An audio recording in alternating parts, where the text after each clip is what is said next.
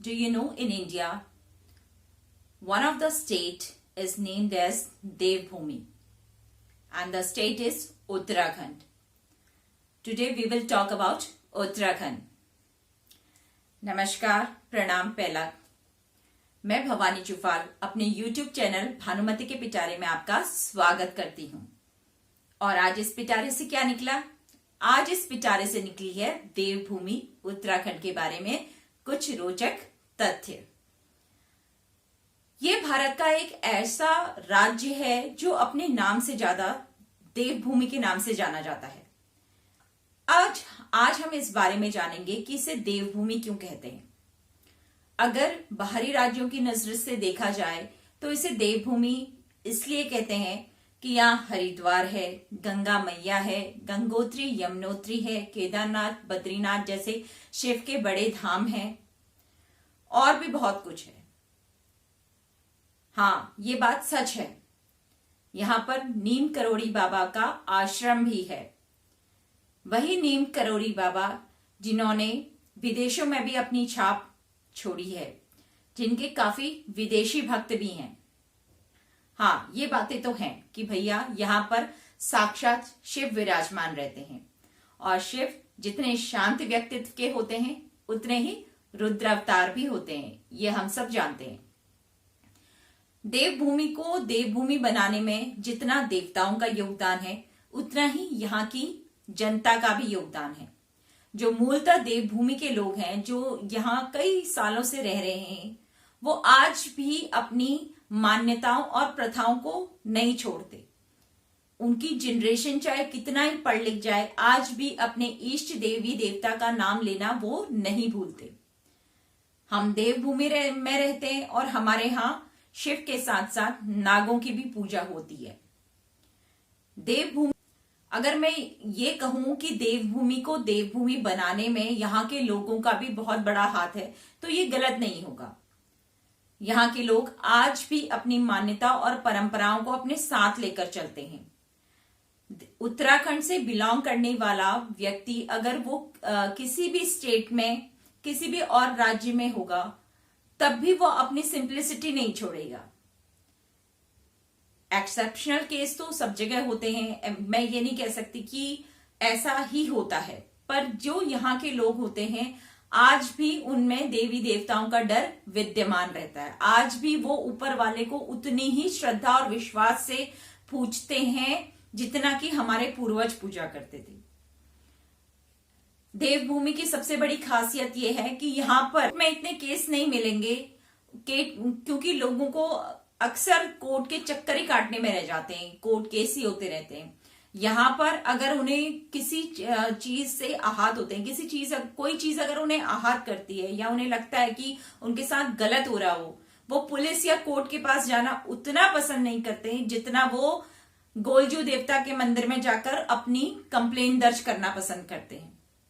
जितना वो पाखू में मां भगवती का मंदिर है, वहां पे मां भगवती के मंदिर में भी जाकर अपनी कंप्लेंट दर्ज करते हैं। वहां पर एक चिट्ठी में अपनी कंप्लेंट लिखकर वो वहां पर दर्ज कर देते हैं। और ये अविश्वसनीय होगा कि कई लोगों को इस चीज पर विश्वास ही नहीं होगा कि ऐसा भी होता है, क्योंकि यहाँ के उत्तराखंड के न्याय के देवता और देव गोलजू देवता ही हैं।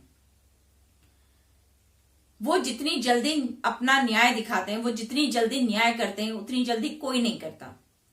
यहाँ पर आज भी जो यहाँ के मूल निवासी है उनके मन में देवी देवताओं का डर रहता है, तभी वो गलत काम करने से पहले 100 बार सोचते हैं कि हम अगर गलत काम करेंगे और सामने वाले ने सिर्फ देवी देवता का नाम भी ले लिया तो हमारी पुश्ते दर पुश्ते उसी रोष दोष को पूजने में रह जाएंगी। और ये सच भी है। यहाँ पर लड़कियां जब ससुराल जाती हैं, सबसे रोचक तथ्य आप सुनिए, जब लड़कियां यहाँ पर ससुराल जाती हैं, पहाड़ों से एक पहाड़ से दूसरे पहाड़ होकर ससुराल जाती हैं या जहां भी जाती है, अगर वो किसी मंदिर के इलाके से गुजर रही होती है तो वहां पर वो रोती नहीं है। रोती किस लिए नहीं है? रोती इसलिए नहीं है क्योंकि वहां के देवी देवता उठकर उसके साथ चल देते हैं, मतलब अपनी छत्र छाया उन पर करना शुरू कर देते हैं। उन्हें लगता है कि शायद हमारी बच्ची को कोई परेशान कर रहा है, हमारी बच्ची को कोई परेशानी हो रही है इसलिए वो रो रही है करके उसके साथ चल देते हैं, और इसका असर कुछ ही दिनों में उसके ससुराल में भी दिखने को मिल जाता है। इसलिए हमारे यहाँ की लड़कियां जब ससुराल जाती हैं तो वो रोती नहीं है, वो मंदिरों के आगे से गुजरते वक्त रोती नहीं है। और जब ससुराल में धुरर्ग कहते हैं एक तरह से, ससुराल से वो मायके आती हैं तो अपना सारा श्रृंगार करके, जितने जेवर सारा अच्छे से श्रृंगार करके वो अपने पति के साथ अपने इष्ट के दर्शन करने जाती है, और वहां पर उनसे विनती करती है कि उनका यह वैवाहिक जोड़ा सदा बना रहे। देवभूमि में जो देवभूमि के लोग होते हैं वो काफी, मतलब उनकी मेंटेलिटी, उनकी सोच, उनके विचार और उनका रहन सहन बहुत सिंपल होता है। वो आज की तड़क भड़क भरी दुनिया में इन्फ्लुएंस तो सब होते हैं, मैं भी होती हूँ, आप भी होते होंगे, सभी लोग होते हैं। देवभूमि के लोग भी इससे अछूते नहीं है, पर एक हाथ जहां वो आगे की तरफ बढ़ रहे हैं, वहीं उनके पैर, उनका दिमाग, उनका मैं कहूं, वहीं पर वो अपने पीछे देवी देवताओं को भी कभी नहीं भूलते। आज भी जब हमारे घर में पकवान बनता है तो सबसे पहले देवी देवताओं का चढ़ावा रखा जाता है, पंच परमेश्वर के लिए थाली अलग की जाती है, तब जाके वो मंदिर में चढ़ता है। देवी देवताओं की आप अंधी भक्ति कहें या श्रद्धा विश्वास कहें या कुछ कहें, मैं भक्ति से ये नहीं कह रही हूं कि यहाँ पर बिल्कुल बहुत ज्यादा अंध कुप्रथाएं चली आ रही है ना, यहाँ कुप्रथाएं नहीं चलती हैं। यहाँ पर ऐसी कोई भी, मुझे नहीं लगता कि कुप्रथा उत्तराखंड में चलती हो। हमारे जो चढ़ावा होता है, हमारा जो आज भी गरीब आदमी का भी चढ़ावा नॉर्मल होता है। अगर रईस आदमी है तो उसका चढ़ावा उसकी इच्छा के हिसाब से होगा। जो आप भद्रकाली चाहिए, आप हाट कालिका चाहिए, आप कहीं पे भी जाइए, आप गोलजू देवता के मंदिर में चाहिए, वहां पर आपसे कभी नहीं कहा जाएगा कि इतना यहां चढ़ाओ, इतना यहां चढ़ाओ। आप अपनी इच्छा से सिर्फ 1 रुपया भी चढ़ाएं तो वो आपकी इच्छा है। यहां पर चढ़ावे के लिए कभी फोर्स नहीं किया जाता। हाँ, जो बड़े धाम हैं, मैं सुनती आ रही हूं कि काफी यूट्यूब पे वायरल होता है कि केदारनाथ में हमारे साथ ये किया, केदारनाथ में हमारे साथ, बद्रीनाथ में हमारे, केदारनाथ में स्पेशली केदारनाथ का जिक्र बहुत आता है कि ये किया वो किया। ये मैं उसके बारे में ना मैं वहां गई हूं और ना मैं उसके बारे में कोई टिप्पणी नहीं कर सकती। हाँ, महंगाई हो सकती है क्योंकि प्लेन से वहां ले जाने के लिए सिर्फ गाड़ियां ही नहीं चलती, वहां पर पैदल, हाथी, घोड़े, इन सब का खर्चा भी निकालना होता। महंगाई की बात तो मैं कर सकती हूँ, चढ़ावे की बात नहीं कर सकती। पर यहाँ के जो सुप्रसिद्ध मंदिर है, आप 15 जून को देखिए, नीम करोड़ी बाबा जी के आश्रम में बड़ा भंडारा आयोजित किया जाता है, जिसमें लाखों में लोग शिरकत करते हैं। लाखों के हिसाब से लोग वहां पर जाते हैं और अपनी श्रद्धा नीम करोड़ी बाबा जी को अर्पित करते हैं। पर बाबा जी की कृपा देखिए कि वहां पर किसी भी तरह का, कहीं पर भी आपको ये नहीं कहा जाएगा कि इतना चढ़ाओ, इतना चढ़ाओ। आप अपनी श्रद्धा के हिसाब से चढ़ाइए, और मालपुआ और प्रसाद जो वहां का होता है वो हर व्यक्ति को बांटा जाता है।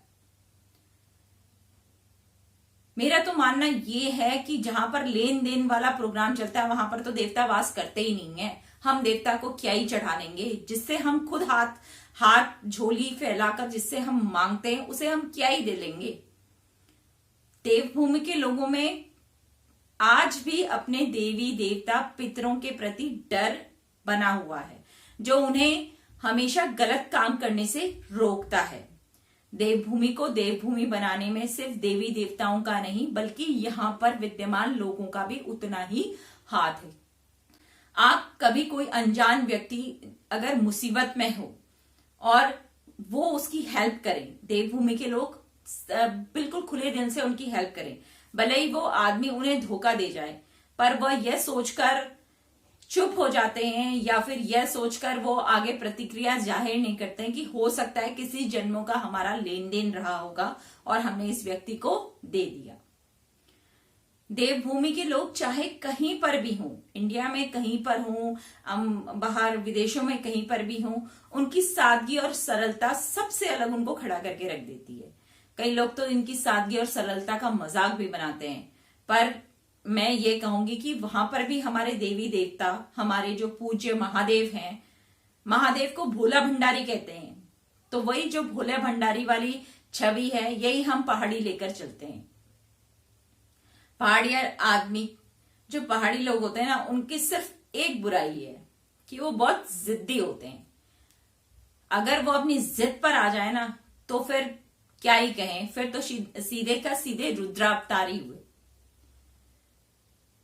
ये थी कुछ उत्तराखंड में रोचक तत्व जो मैं आपके साथ शेयर करना चाहती थी। और मे बी कई उत्तराखंडी मुझे देख भी रहे होंगे और मे बी कई उत्तराखंडियों को ये बात पसंद ना आए, पर ये तो है कि आज भी हम अपनी भूमि से उतना ही जुड़े हैं, आज भी हम अपनी मिट्टी से उतना ही लगाव रखते हैं। आज भी देवी देवताओं के मंदिरों में, जो कि जंगलों में, बीच जंगलों में कई किलोमीटर पहाड़ियां चढ़ के, जहां अभी सुविधाएं भी नहीं है, जहां पानी की व्यवस्था भी नहीं है, वहां भी हम जाकर पूजा अर्चना करते हैं। इस बात से आप इत्तेफाक नहीं रख सकते, इस बात को आप मेरी झुटला नहीं सकते। आज भी कई लोग जो दिल्ली, बॉम्बे, बेंगलोर, महाराष्ट्र, ये लोग जहां भी बसते हैं, ये वहां से आज भी गर्मी की छुट्टियों में आते हैं, नंगे पैर, बिना सुविधा के, मतलब पैदल चलकर। क्योंकि आज भी यहाँ पर जो हमारे पितरों के, देवताओं के मंदिर हैं, वहां पर सुविधाएं अभी सिर्फ कच्ची पक्की सड़कें हैं, उसमें खुद ही आपको चलकर जाना पड़ेगा। क्योंकि भगवान को भी अपना कष्ट दिखाना पड़ता है। कब तक भगवान हमें यूं ही देते रहेंगे? कभी हमें भी तो उनके लिए कुछ करना पड़ता है। वहां पर इतना अच्छा आयोजन होता है,